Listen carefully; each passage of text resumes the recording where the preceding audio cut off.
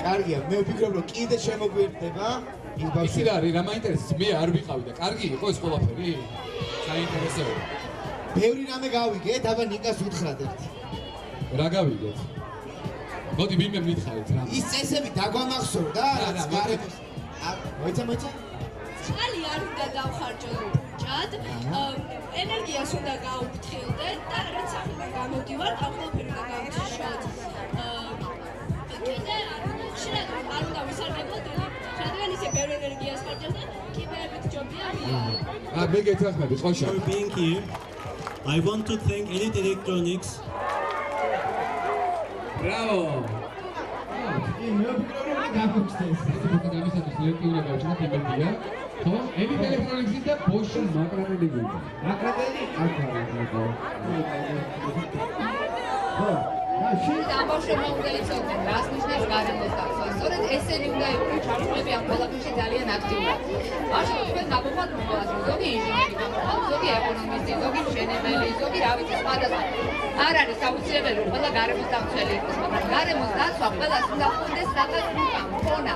ყველამ უნდა იცოდეს, რატომ არის ეს მნიშვნელოვანი და გამოიყენოს თქვენს სპეციალობებში. დიდი მადლობა ყველას, ძალიან დიდი მადლობა არასამთავრობო ორგანიზაცია ეკოვიზიას. კერძო სექტორის ჩართულობა ამ ყველაფერში არის მნიშვნელოვანი, რადგან მხოლოდ ერთობლივი ძალისხმევით შეიძლება გარემოს დაცვაში გარკვეული მიზნების მიღწევა. მე რაც შემეხება, მე ვარ მუდმივად თქვენთან ერთად, თუ რამით შემიძლია დახმარება ღიაა ჩემი გარეთ ყველასთვის, მართლა ვამბობ ამას. და რა ვიცი, თქვენი იმედი გვაქვს ძალიან მომავალში. დიდი მადლობა. დიდი მადლობა გალბატონობას, მადლობა.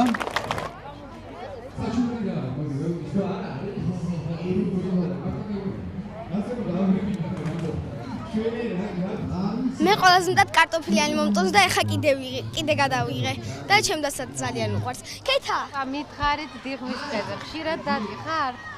დიღმის დღეში კი ძალიან უყვარს ბუნება ისედაც.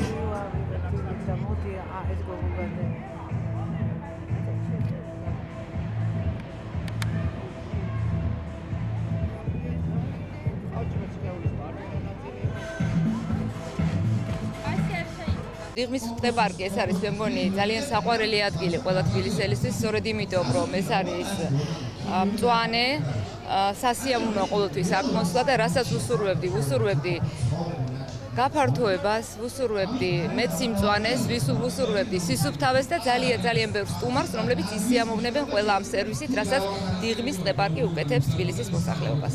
ხშირად ზენობ დღეში ხშირად ახარ ბებოს ტყე-პარკში.